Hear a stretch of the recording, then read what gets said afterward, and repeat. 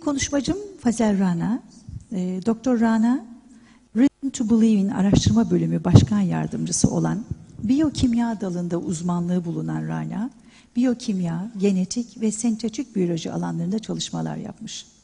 Yaratılışın bilimsel delilleri konusunda 2 kitabı bulunmakta. Birçok makalesi, belgeseli, podcast'ı bulunan Rana, çeşitli televizyon ve radyo röportajlarının yanı sıra 500'den fazla üniversitede, kuruluşta ve kilisede konuşmacı olmuş. Doktor Rana 2 defa Doktor Klimter araştırma ödülüne layık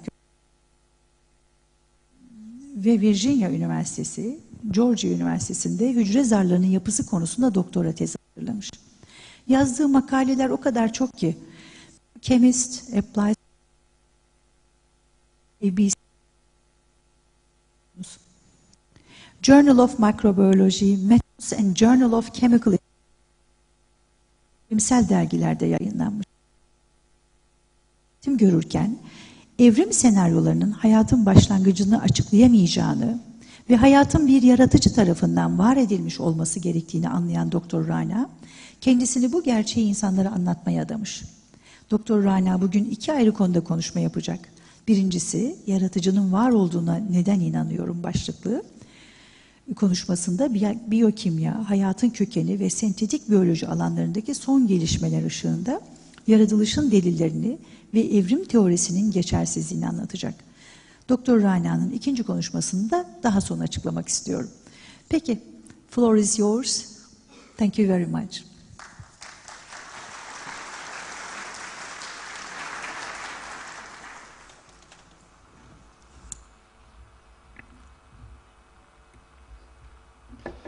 Well, good morning. I am truly honored to be here today. It really is a privilege to be part of this conference. We live in a world today where there's so much conflict that it's refreshing to be part of a project where the goal is to show the world that Christians and Muslims can work together towards a common goal, showing that there's scientific evidence for God's existence, and also showing that there's genuine scientific challenges to the evolutionary paradigm. Both are objectives that Muslims and Christians can agree upon. And the second point, that there are scientific challenges to the theory of evolution, is very important. Because if evolutionary mechanisms can explain the origin and the history and the design of life, then both believers and non-believers alike can rightly ask, what role then is there for a creator? In fact, evolutionary biologist and atheist Richard Dawkins says in his book, The Blind Watchmaker, although atheism might have been logically tenable before Darwin, Darwin made it possible to be an intellectually fulfilled atheist. And it's statements like these that cause many people to conclude around the world that conflict exists between science and religion, with science eventually winning the war. In August of 2015, the Pew Research Foundation in the United States published data showing that 75% of people who never attend church or seldom attend church think that there's conflict between science and religion. And you have to wonder if that perception of conflict is the reason why they refuse to entertain the possibility of God's existence. Tragically, 50% of people who attend church on a regular basis in the United States think there's conflict. This is a very sad state of affairs. And yet, it was science that brought me to the conviction that a creator must exist.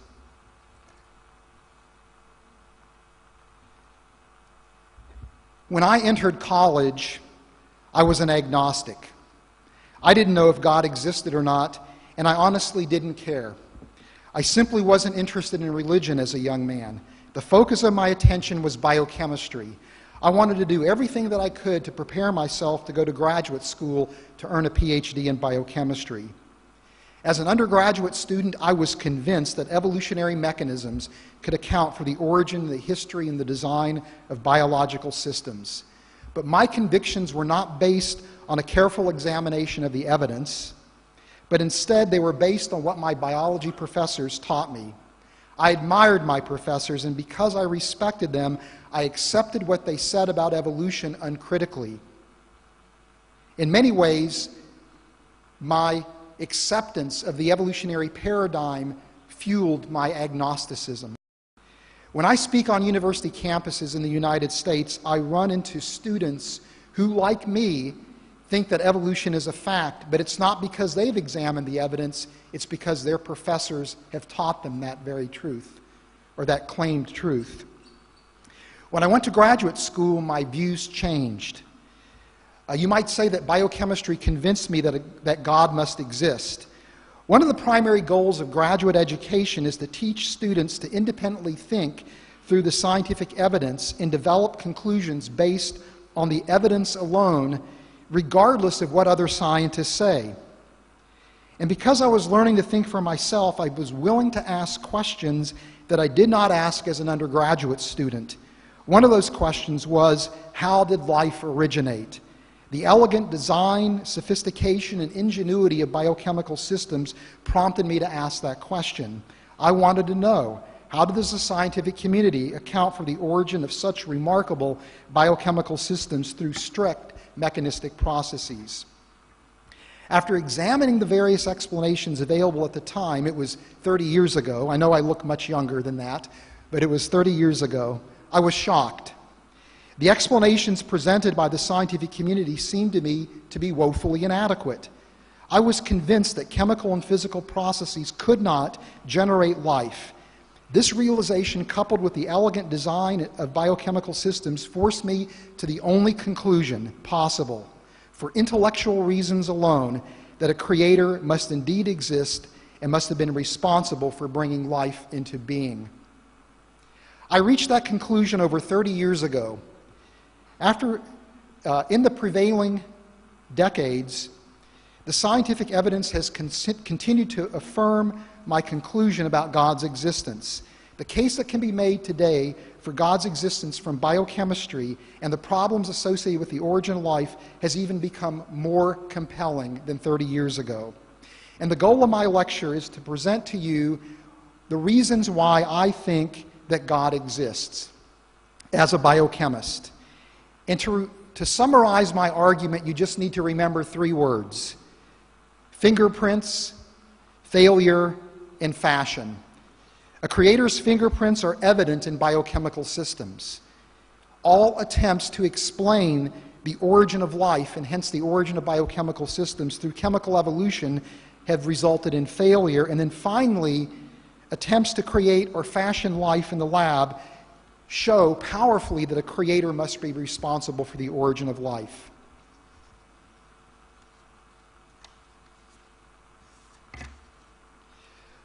Let's go ahead and take a look at the first point. A creator's fingerprints are evident in biochemical systems. As a biochemist, one of the things that I find absolutely remarkable is that the hallmark features of the cell's chemical systems are identical to those features that we would recognize as evidence for the work of a human designer. In other words, when human beings design, create, invent systems and objects and devices, those things that we make have certain properties that reflect the work of a mind. And it's provocative to think that those same features are defining biochemistry in its very essence. So if certain features reflect the work of a human mind and we see them in biochemical systems, is this not evidence that they too must be the work of a mind? Because of time constraints, I'm only going to focus on one of these features today, namely the fact that there are information systems found inside the cell. At their essence, biochemical systems are information systems. And there are two major classes of biomolecules that harbor information. Nucleic acids, such as DNA and RNA. DNA is depicted on the left. And proteins. Both types of molecules are chain-like in nature. These molecules are formed when the cell's machinery links together smaller subunit molecules in a head-to-tail fashion to form molecular chains. In the case of DNA and RNA, the subunits are nucleotides, sometimes called genetic letters, abbreviated A, G, C, and T. In the case of proteins, the subunit molecules are amino acids. There are 20 amino acids that are encoded by the genetic code. Biochemists often think of the nucleotides used to build DNA and RNA and the amino acids used to build proteins as molecular alphabets. Just as alphabets are used to build words in the English language or in the Turkish language, amino acid sequences are used to construct biochemical words, proteins that carry out specific functions inside the cell. Nucleotide sequences are used to store information in DNA. In fact, the function of DNA is to store information that the cell's machinery will use to build proteins. And the regions of the DNA molecule that contain the information needed to build a single protein is called a gene. So the recognition that biochemical systems are information systems indicates that life must come from a mind. Why? Because whenever we encounter information, we recognize that there is a mind behind that information. When you receive a text message, when you receive an email, if you receive a letter in the mail, or you see a sign on the road, you immediately conclude that there is a mind that undergirds that information. So in like manner, when we see that biochemical systems harbor information, that is the first indication that these come from a mind. But the case for a creator doesn't rest solely on the existence of information in the cell. The argument is much more sophisticated. As it turns out, information theorists who've studied problems in molecular biology have come to the conclusion that the structure of the cell's information is identical to the structure of human language in its organization. It's not merely the presence of information, but the fact that that information is organized in the same way that we organize information. There is a language inside the cell. One of the most provocative insights I've ever learned relates to the structure and the function of biochemical information. In fact, this insight keeps me awake at night as I think through the implications.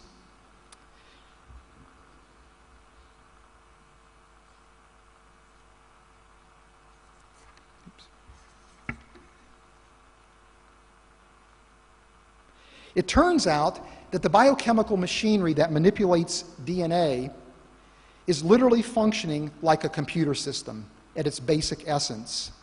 And because this insight is so critical, I think, to the case for a creator, I'd like to spend a little time elaborating on this point.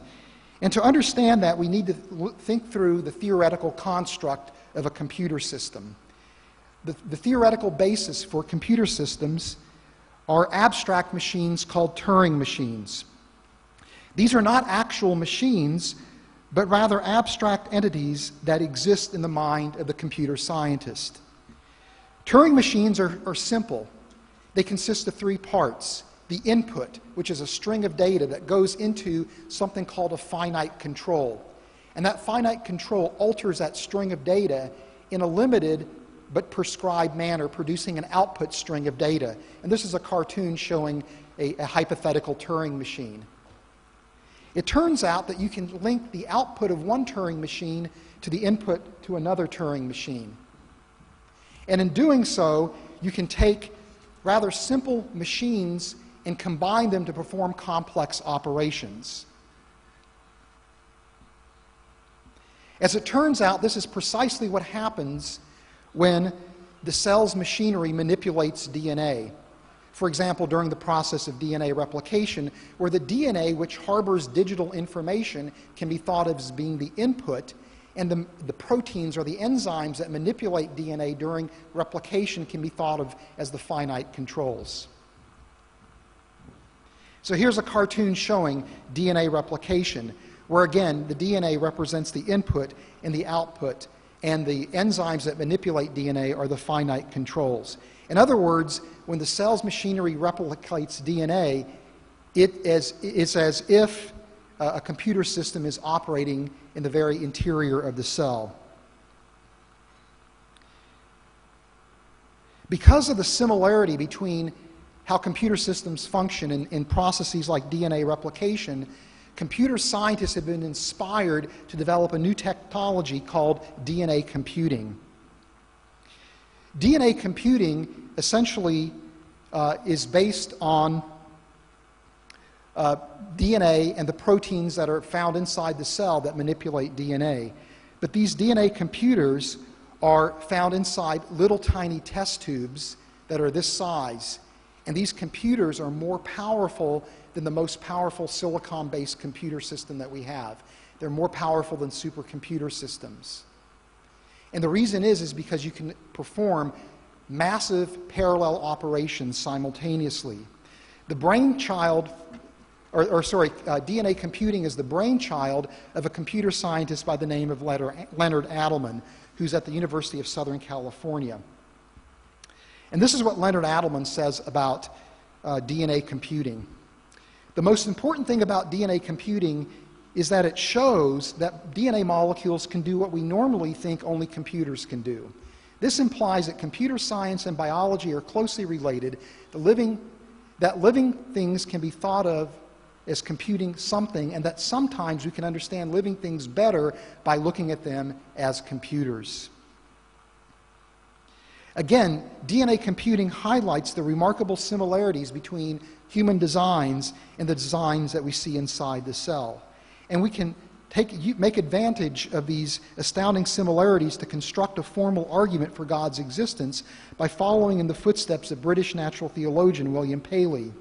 In the late 1700s, Paley wrote a book called Natural Theology. In this work, Paley advanced one of the best-known arguments in the West for God's existence, the watchmaker argument.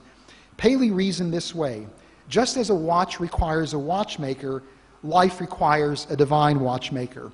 In Paley's day, a watch was the pinnacle of engineering achievement.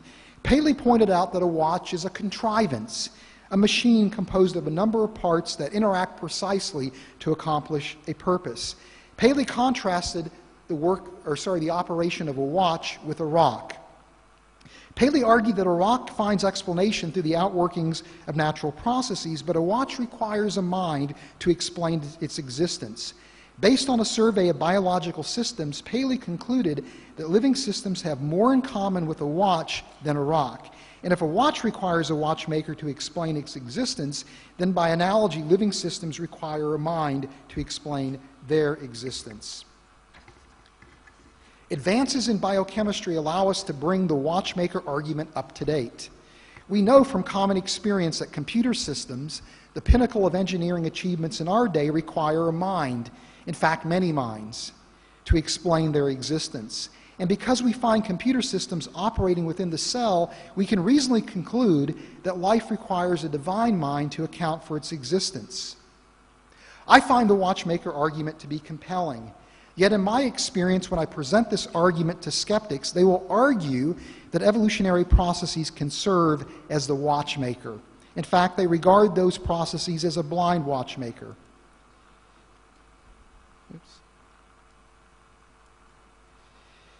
This idea is articulated by Richard Dawkins in his book, The Blind Watchmaker, where Darwin says this: Paley had the proper reverence for the complexity of the living world, and he saw that it demands a very special kind of explanation. The only thing he got wrong was the explanation itself. The true explanation had to wait for Charles Darwin. Natural selection, the blind, unconscious, automatic process which we now know is the explanation for the existence and apparently purposeful form of all life, has no purpose in mind. It has no vision, no foresight, no sight at all. If it can be said to play the role of a watchmaker in nature, it is a blind watchmaker. And this brings me to the second point in my argument. Failure. All attempts to explain the origin of life and hence the origin of biochemical systems through chemical evolution or a blind watchmaker have resulted in failure. In order to appreciate this point, we must first have a very quick review of the way in which biochemists categorize biomolecules. We've talked about information-harboring molecules like DNA and proteins. But there's another class of molecules in the cell. These are small molecules that react with each other to form linear pathways and branch pathways and circular pathways. These are all interconnected with each other to form a vast network of chemical reactions in the cell. And these reactions harvest energy for the cell to use. They produce the cell's building blocks. These are referred to as intermediary metabolic pathways. And then finally, the third category are cell membranes. These are boundaries that separate the interior of the cell from the exterior environment. Or they separate compartments inside the cells. And each category of biomolecules has spawned different scenarios for the origin of life that are called replicator first scenarios, metabolism first scenarios, and membrane first scenarios. And according to the replicator first scenario, it was information-rich molecules like DNA and RNA and proteins that emerged first, and metabolism and membranes are secondary features. Metabolism first scenarios argue it was metabolism that emerged first, and then information-rich molecules and membranes as secondary features. And then finally, membrane first scenarios argue it was cell membranes that appeared first. It's important to realize that each approach proposed by origin of life researchers suffers from intractable problems. For example, when it comes to replicator first scenarios, the problems are legion. And I'm not going to discuss these problems this morning because of time constraints. My colleague, Anjanette Roberts, will talk a little bit about some of these problems with replicator first scenarios. But I want to tell you a story that illustrates how significant the problem is. A number of years ago, I attended an Origin of Life conference in Oaxaca, Mexico. This conference was called ISIL 2002. This meeting attracted some of the best Origin of Life researchers around the world, and the opening lecture of that conference was delivered by a scientist by the name of Leslie Orgel. When he was alive, Orgel was considered the preeminent Origin of Life researcher in the world. And he was given the honor at this conference of presenting the opening lecture to the conference. And he was asked to summarize the status of the RNA world hypothesis, an idea that he was one of the originators of. Throughout his lecture, Orgel detailed problem after problem after problem with the RNA world scenario. And towards the end of his talk, he paused and he said, "I hope there are no creationists in the audience. But it would be a miracle if a strand of RNA ever appeared on the primitive Earth." It's remarkable. Orgel was known as an outspoken atheist, yet in an honest moment he had to acknowledge that the origin of life, at least from a replicator first standpoint, appeared to be basically a miracle.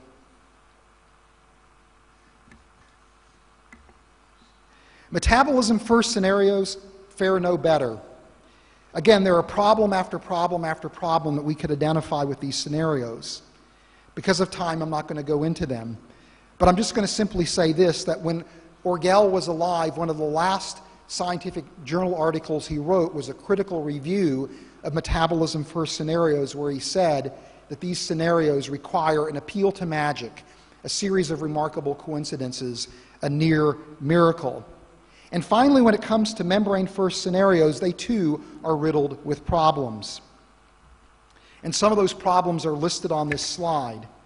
Again, I'm not going to go into the details because of time constraints.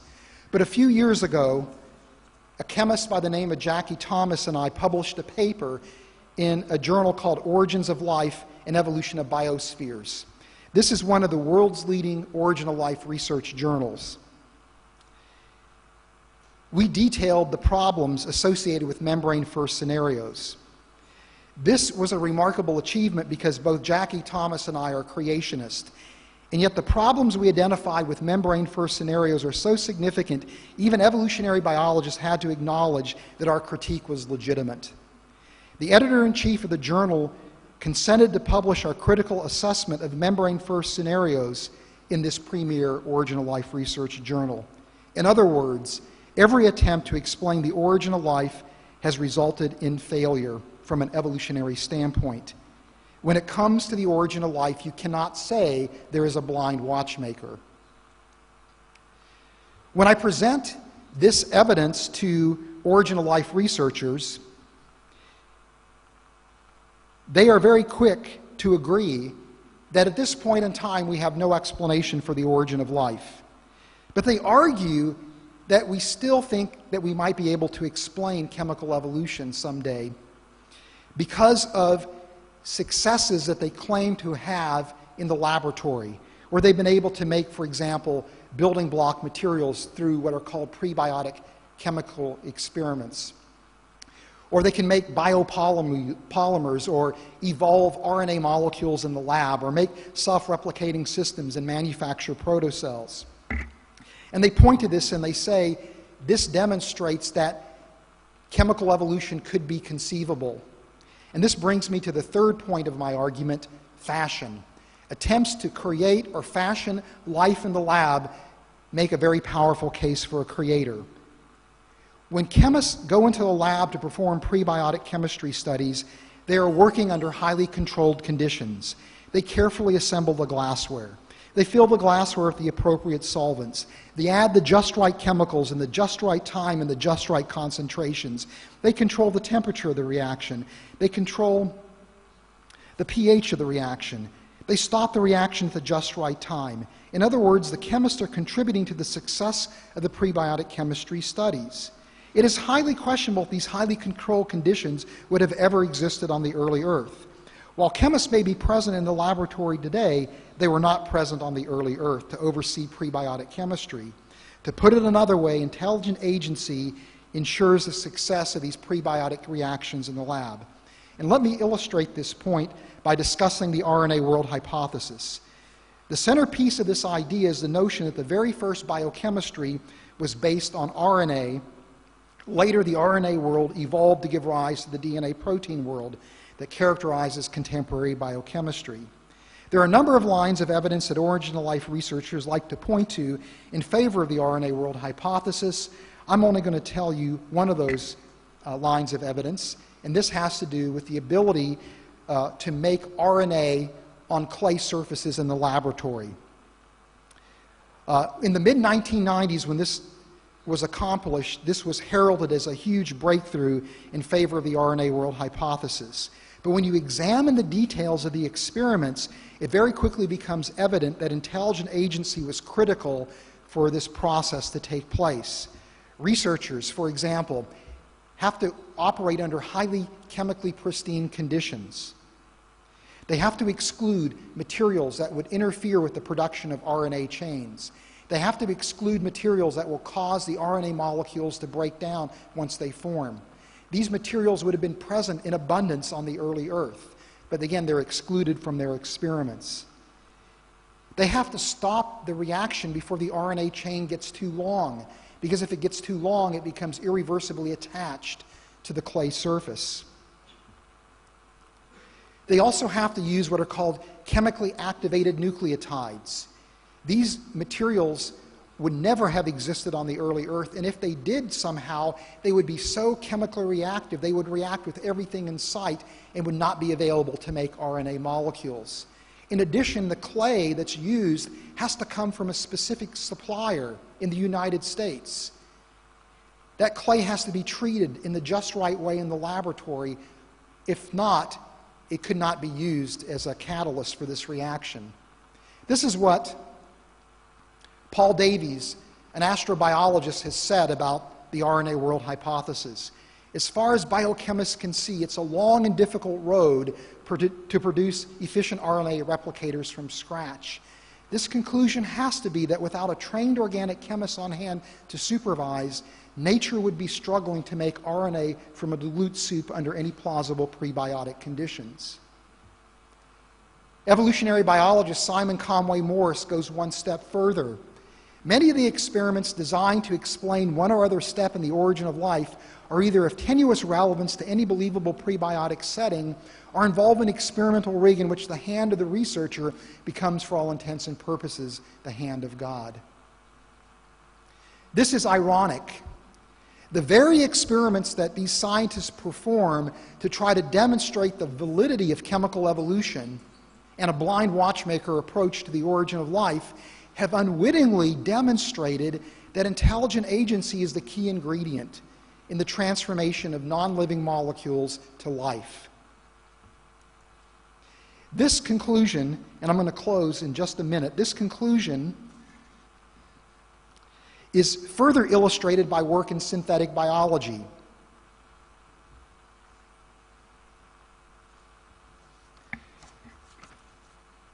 Synthetic biology is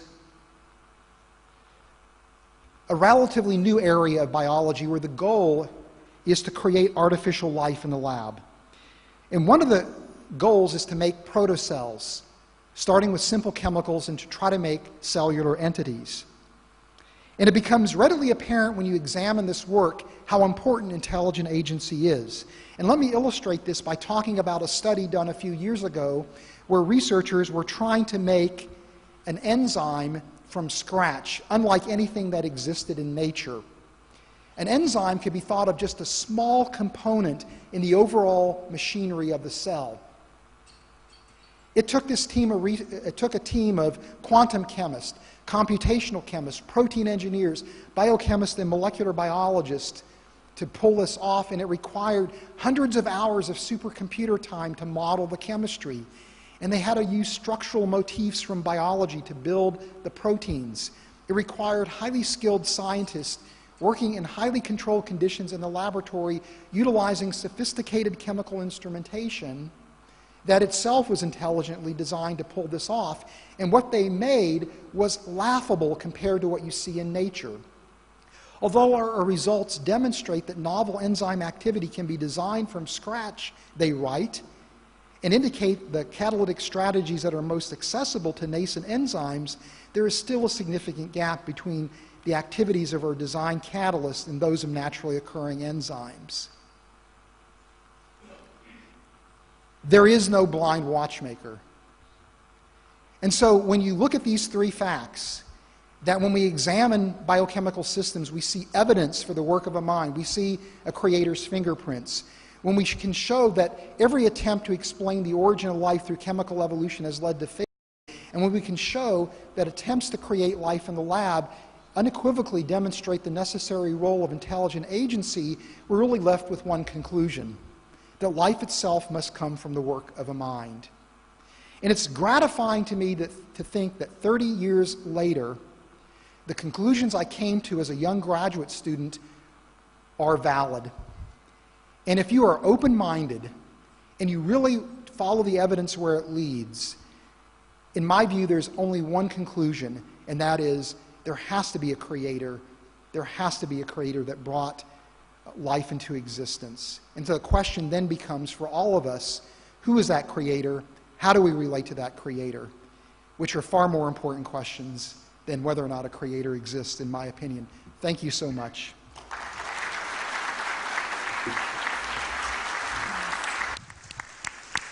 Şimdi biz tekrardan Sayın Doktor Rana'ya dönüyoruz.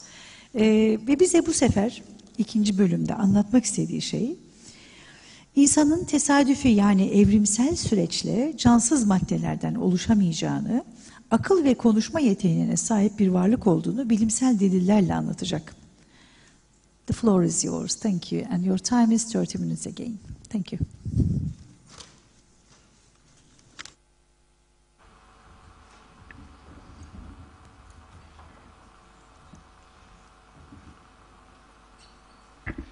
Well, good afternoon. It's good to see you again. Hope you feel the same way about seeing me up here a second time. In the West, one of the most contentious areas in the creation-evolution controversy centers around the question of human origins. And the reason for this is because what we think about our origins really matters. And let me illustrate this point by spending just a few minutes thinking through with you some of the implications of the prevailing scientific view of human origins, namely human evolution. The scientific consensus is that human beings are the product of an evolutionary process that began 6 to 7 million years ago, where presumably an ape-like creature spawned an evolutionary lineage that culminated in the emergence of modern humans. Many scientists interpret the hominids in the fossil record, creatures like Lucy, Homo habilis, Homo erectus, and Neanderthals, as transitional forms documenting the evolutionary ascent of humankind. If this story is correct, then human beings are not the product of a creator's hand. Instead, we have no special status. We are merely one of a countless number of species that have existed throughout Earth's history. This point is powerfully illustrated in this diagram, which shows the evolutionary tree of life for every major group of organisms that has existed throughout the last 3.8 billion years of Earth's history. In this diagram, human beings are merely a minor twig on a very small branch of the evolutionary tree of life. We are an irrelevant part of life's vast evolutionary network. This is where human beings appear on this particular diagram.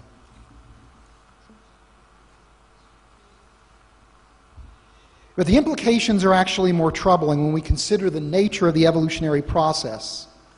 Biological evolution is unguided and historically contingent, without any direction or goal. If human evolution is truly a fact, then there can be no ultimate meaning or purpose to human existence.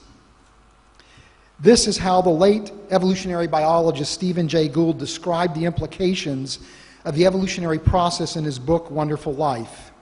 This means that we must face the implications squarely, that the origin of Homo sapiens as a tiny twig on an improbable branch of a contingent limb on a fortunate tree lies well below the boundary. In Darwin's scheme, we are a detail, not a purpose or an embodiment of the whole, with the details, whether good or bad, left to the working out of what we may call chance. This view of humanity, which flows out of the evolutionary account of human origins, is devastating in my opinion. Because of science's influence in our world today, the evolutionary account of human origins pervades cultures around the world. I spent some time this past spring in Cambodia interacting with people who had virtually no education, and the question that kept coming up to me was, how do you explain human evolution? This view of humanity is responsible for many of the social ills we see in the world today. This view of humanity is responsible for the rampant immorality that pervades cultures around the world. If human beings are merely animals, the product of unguided, historically contingent evolutionary processes, then human life has no inherent value. Human beings lack any dignity. If human evolution is true, then we are not accountable to a creator. We can do whatever we want to do. In this presentation, I'd like to provide a scientific response to the challenge of human evolution. I hope to show you that the scientific case for human evolution is not open and shut. I hope to show you that there is scientific merit to viewing human beings as the product of a creator's handiwork, specially endowed with intelligence and the capacity for speech, qualities necessary for human beings assigned as God's vice-regents on earth, concepts that are taught both in the Bible and in the Quran as I understand it. A significant part of my response today will focus on the role philosophy plays in the operation of contemporary science. Methodological naturalism is the philosophical framework for contemporary science.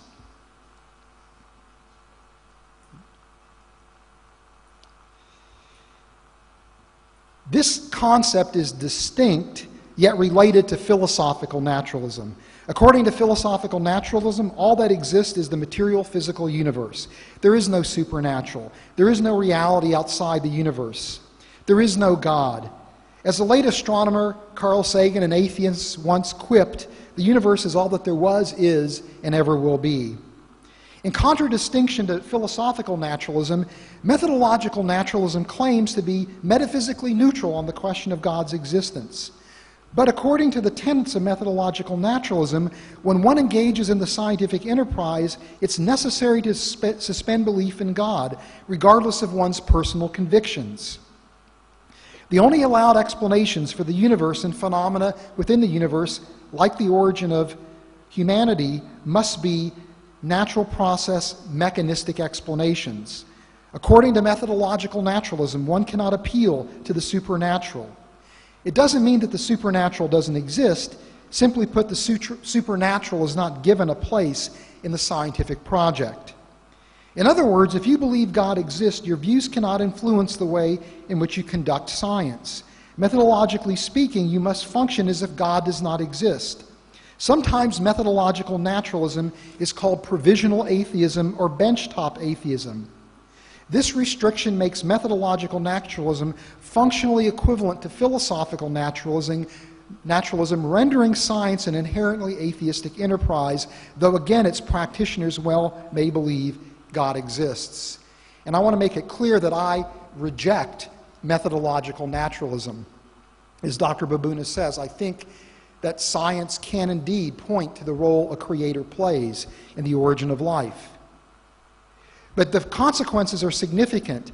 Methodological naturalism restricts available explanations for the universe and phenomena in the universe, again, like the origin of humanity. Certain explanations are off the table a priori.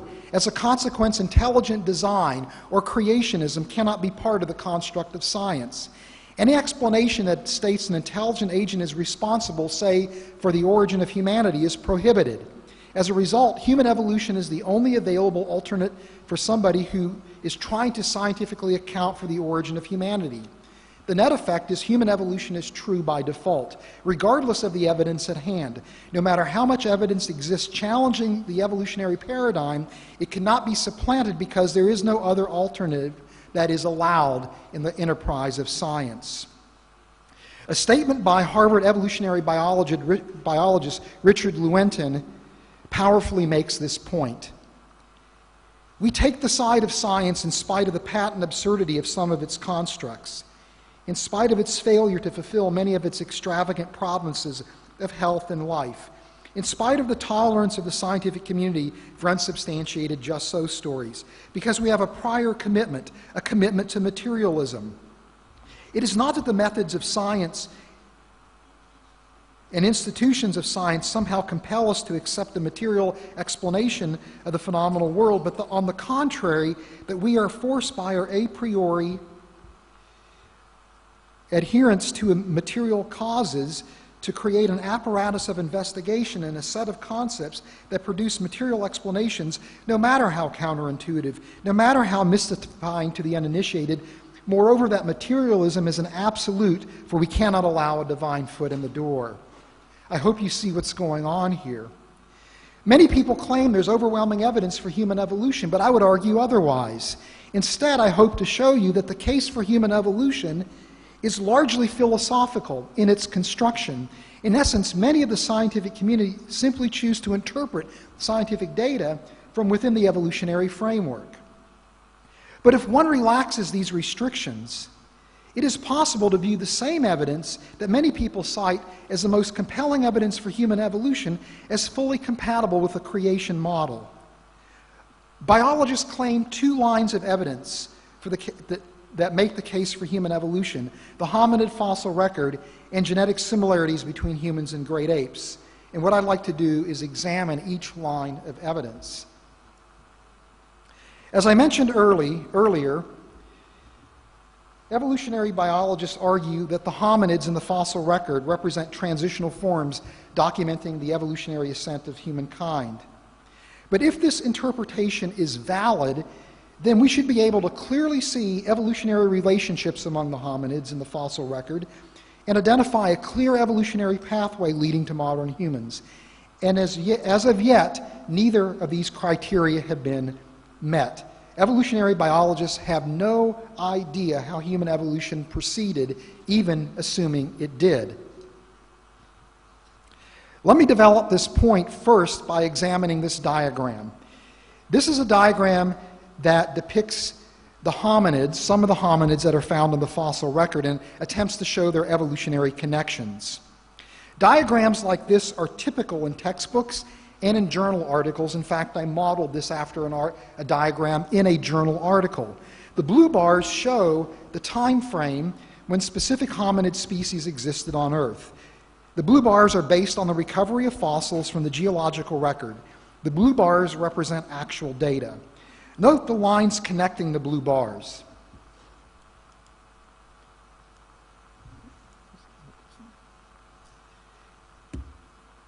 This is an attempt to try to relate the hominids to one another in an evolutionary framework. If you examine the diagram carefully, you'll see that there is a question mark overlaying each of those lines.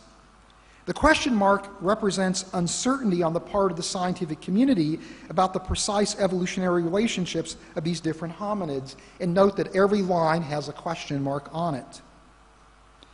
In fact, evolutionary diagrams like that, produced by different paleoanthropologists, often significantly differ from one another, reflecting sharp disagreements about the evolutionary relationships among the hominids. And when new fossil species are discovered, or when a new hominid fossil species has been identified in the fossil record, chaos ensues. Instead of bringing resolution to the debates about the evolutionary relationships, these new discoveries create greater dissension and only add to the chaos. It's not uncommon to read headlines that state, "New hominid find rewrites human evolution," or "New hominid discovery shakes the human evolutionary tree." This chaos reveals how uncertain and speculative evolutionary interpretations of the hominid fossil record actually are, and raise questions as to whether or not this model is a proper framework for understanding the natural history of the hominids. In science, new discoveries bring greater clarity and consensus if a theory is valid. But if a theory is not valid, new discoveries lead to chaos and more problems, which is exactly what we see for human evolution. But the problem for human evolution is much more severe. The available data from the fossil record for paleoanthropologists to study is primarily cranial dental data: skull, teeth, and jaws.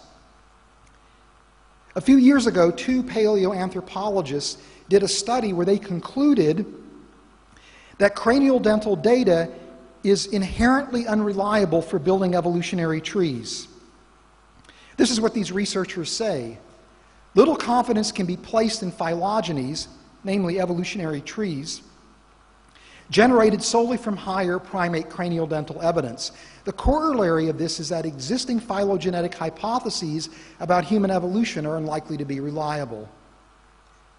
In other words, these two researchers admit that it's impossible to know the evolutionary relationships that exist among the hominids, even if those relationships actually existed. My question is this: if we cannot know the evolutionary relationships that exist among the hominids, how can we be confident that these hominids relate to each other through an evolutionary framework?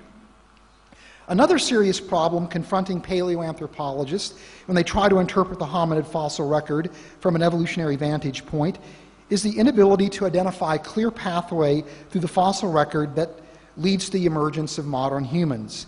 Every hominid species depicted in biology textbooks, this includes Neanderthals, Homo erectus, Homo habilis, Homo antecessor, Australopithecus afarensis, Australopithecus africanus, are all evolutionary side branches and dead ends. No evolutionary biologist thinks that they're part of the human evolutionary tree, but yet they're depicted as being part of that pathway, again in biology textbook. The fact of the matter is, paleoanthropologists have no idea how modern humans evolve. And again, the question I ask this: if we don't know how evolutionary pathways led to the emergence of modern humans, then how can we claim that modern humans evolved? Another problem with interpreting the hominid fossil record from an evolutionary standpoint is the inability of paleoanthropologists to identify common ancestors. Again, here's a typical diagram that shows up in biology textbooks or in journal articles, attempting to identify the relationship among the different hominids. And what I want to do is focus on the top part of the diagram, because this is an attempt to show how modern humans emerged.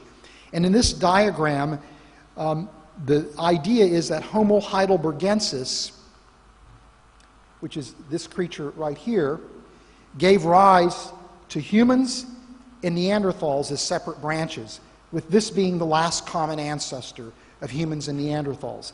And then here's Homo antecessor as a predecessor to Homo heidelbergensis.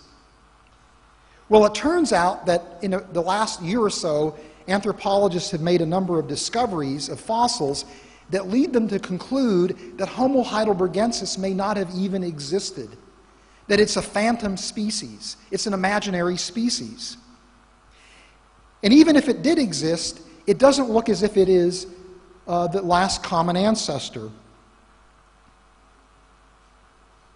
Recently, a team of paleoanthropologists tried to reconstruct the last common ancestor of humans and Neanderthals by examining dental remains. They looked at 1,200 fossil teeth And from their analysis, they try to reconstruct the tooth anatomy of the last common ancestor shared by humans and Neanderthals. To their disappointment, when they compared their reconstructions to the dental remains of fossils recovered from the geological record, no matches were found. Not for Homo heidelbergensis, not for Homo antecessor, not for Homo erectus.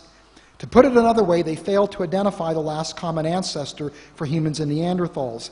I see this as a really big problem for human evolution. In my view, if we cannot confidently identify the last common ancestor in human evolutionary scenarios, we are justified to be skeptical about human evolution. Even though paleontologists face these problems and many, many more when they try to interpret the hominid fossil record from an evolutionary vantage point, they will not entertain alternate models from a creation perspective. Why? Because of the restrictions of methodological naturalism. Human evolution must be true by default, and therefore the hominid fossil record is interpreted within an evolutionary framework regardless of the intractable problems associated with those interpretations. So how do I see the hominids from a creation model perspective?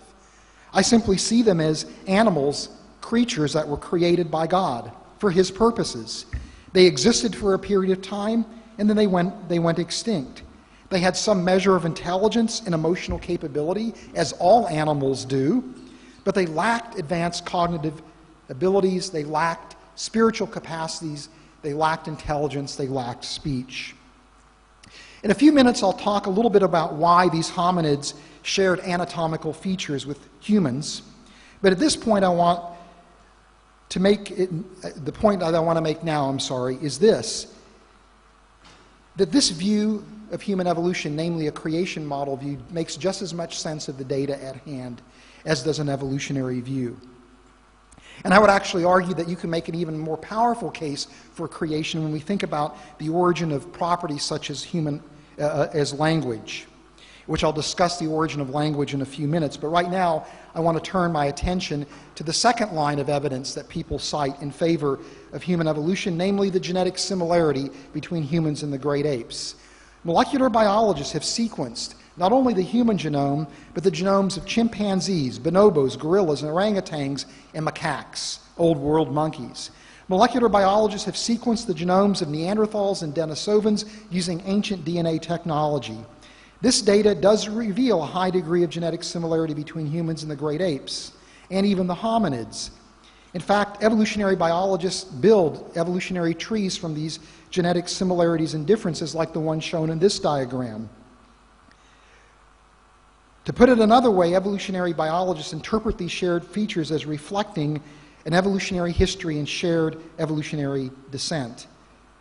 When I interact with evolutionary biologists, I hear from them time and time again that this is the only way to make sense of the shared genetic features, that is, an evolutionary history. But once again, we see the influence of methodological naturalism. I agree with evolutionary biologists. If you're adhering to methodological naturalism, then of course this is the only way to interpret the data. You have no choice.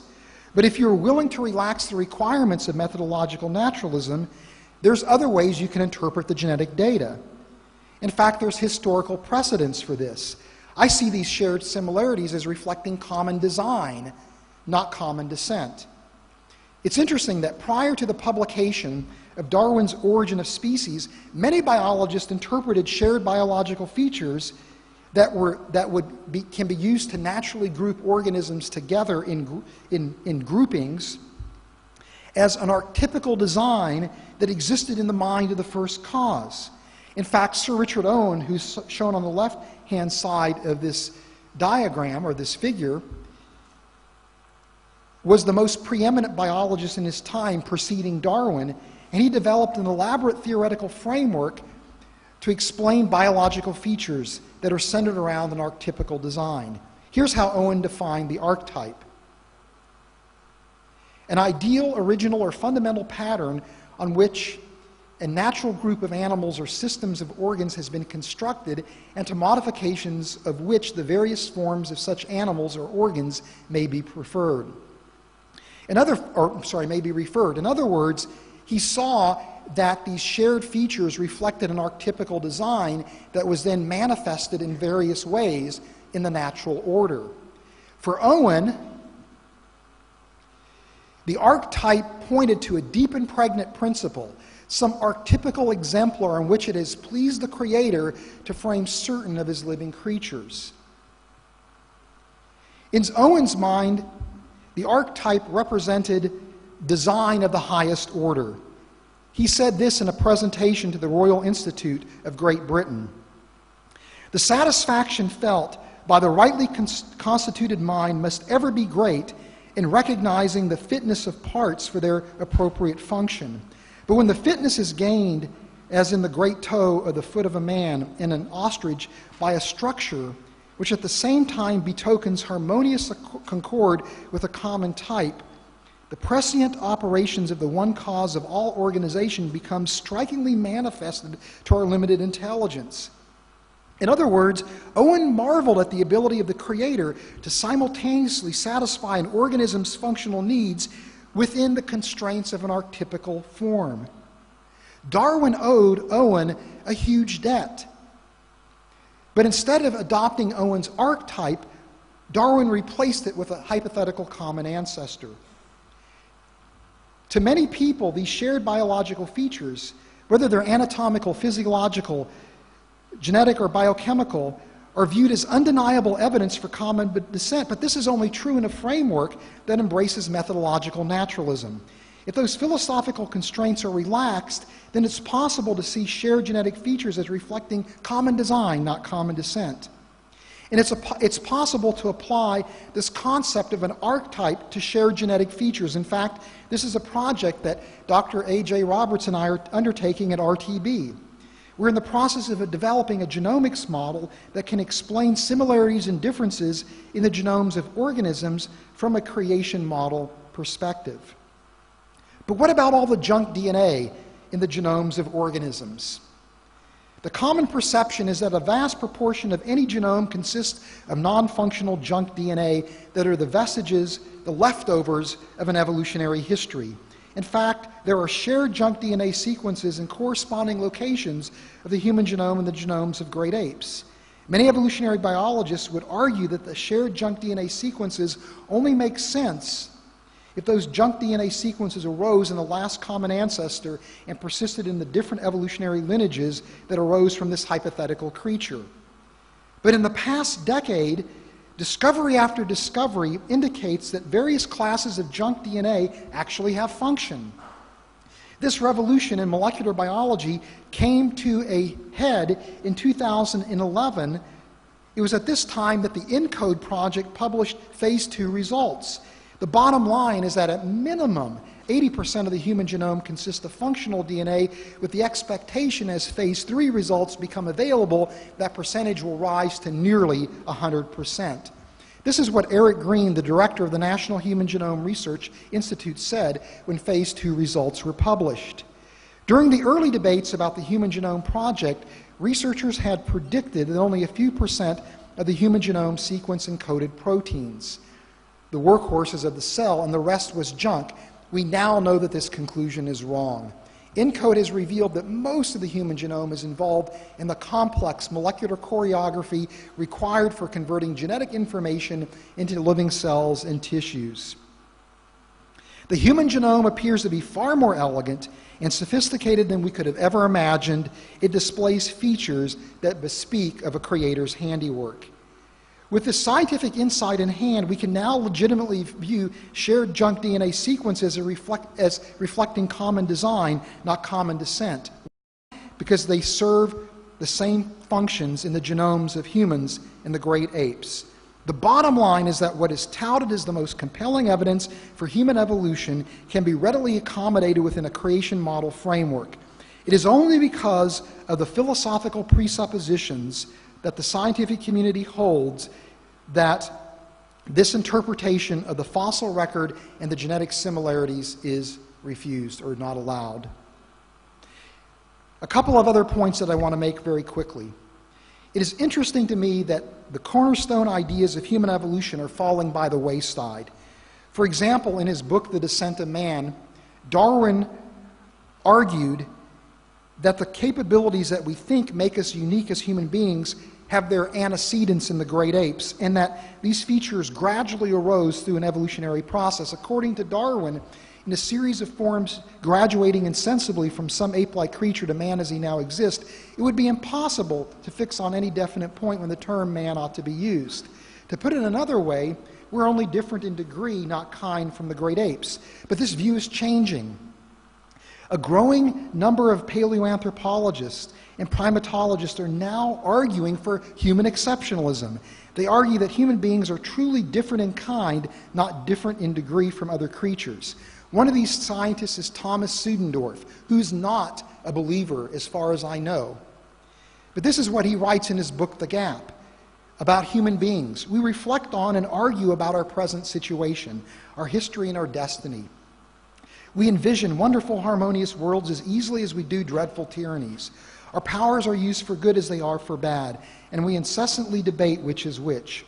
Our minds have spawned civilizations and technologies that have changed the face of the earth, while our closest living animal relatives sit unobtrusively in their remaining forest. There appears to be a tremendous gap between human and animal minds. And what is responsible for that gap? Our capacity for symbolism. That sets us apart from all other creatures. Only human beings can represent the world with discrete symbols. We combine and recombine these symbols in a near infinite number of ways to create alternate possibilities. And this symbolism manifests itself in the form of language, art, music, and even body ornamentation or jewelry. Okay. It is our capacity for symbolism that makes us exceptional as human beings. This insight undermines the central theme of the evolutionary paradigm. Now, evolutionary biologists might argue that this symbolism arose in a gradual process where Homo erectus and Neanderthals had proto-symbolism that gave rise to true symbolism in humans. But yet, when we examine the Neanderthal archaeological record, we see no evidence for symbolism whatsoever. Anthropologists Ian Tattersall and Jeffrey Schwartz have written this assessment of Neanderthal capabilities. Among Neanderthals, all claimed instances of symbolism are strongly disputed, and for Homo erectus, there are no specific claims of this kind. We are truly unique and truly exceptional. In my view, the one capacity that exemplifies our exceptional nature as human beings is our capacity for language. The origin of language in human beings defies an evolutionary explanation. Researchers working in this area have come to the recognition that when human beings appear on the scene, language appears suddenly. It coincides uniquely with the origin of humans, and that the first language is as complex as modern-day language. Here's a couple of statements from the scientific literature. A Japanese scientist says this: the hierarchical complexity found in present-day language is likely to have been present in human language since its emergence. Another team of researchers say this: by this reckoning, the language faculty is an extremely recent acquisition in our lineage, and it was acquired not in the context of slow, gradual modification of pre-existing structures under natural selection, but in a single, rapid emergent event that built upon those prior systems but was not predicted by them. The relatively sudden origin of language poses difficulties that may be called Darwin's problem. The origin of language defies an evolutionary explanation, yet the sudden appearance of complex language is exactly what I would expect if human beings are the product of a creator's hand. And then one final point that I want to make very, very quickly, and that is work from molecular anthropology has produced results that are extremely provocative. Molecular anthropology is an area where scientists are looking at genetic variability of people around the world to reconstruct human origins. And that variability is harbored in the DNA molecule. So they sample DNA from people around the world. And this data indicates that, that using a number of different genetic markers, that humanity originated recently, thousands of years ago, in a single location from a very small population. And this location is very close to where theologians think the Garden of Eden may have been. Moreover, when we look at mitochondrial DNA, it shows us that every person on the planet traces an origin back to a single ancestral sequence that people think corresponds to a single female individual, and every man on the planet using Y chromosomal data as a genetic marker traces an origin back to a single sequence that people think corresponds to a single male individual. And in the scientific literature, these are dubbed mitochondrial Eve and Y chromosome Adam. This is astounding, but every one of us in this room has come from the same pair of individuals when you look at mitochondrial DNA and Y chromosomal DNA as genetic markers. And it makes me wonder, and I'll close with this thought, have scientists provided us with evidence for Adam and Eve as described in Genesis 1, the first book of the Torah, and also in the Quran as I understand it? Anyway, thank you.